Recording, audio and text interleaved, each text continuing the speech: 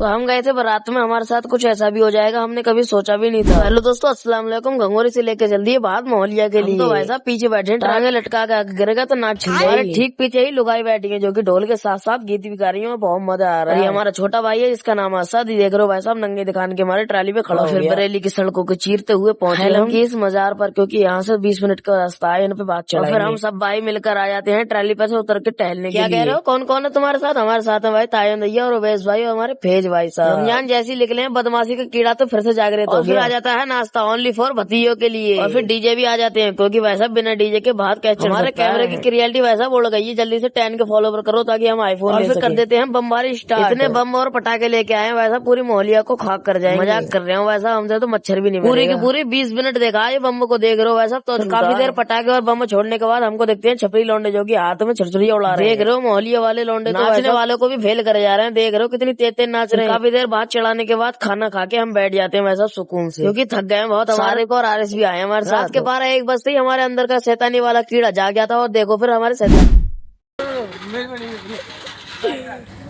मैं चढ़ लूँ मैं। बंद तो रहो, चटक लगा उठा लिए ने रात में। शहरी वाले बोलेंगे शहरी का टाइम हो गया है, 5 मिनट बाकी है।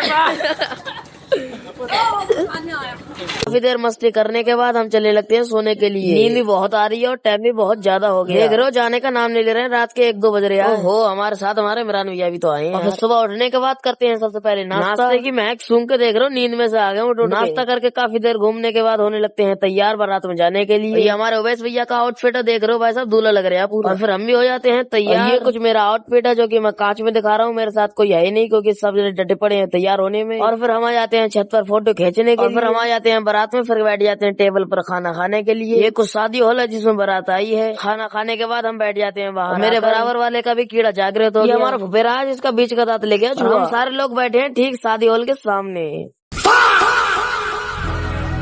लोगों के दांतों में लगती है बॉडी, हमारे चचेरा के दांतों में लग गई घड़ी। और हम सारे लोग इस मारे भाग रहे थे क्योंकि बारात वाली बस जाने वाली थी। तुम सब क्या समझे, हमारे पीछे क्या 56 टांगों वाली भूतनी लगी इस मारे भाग रहे। ब्लॉग अच्छा लगा हो तो फॉलो करने ना। मिलते हैं नेक्स्ट ब्लॉग में, बाय बाय।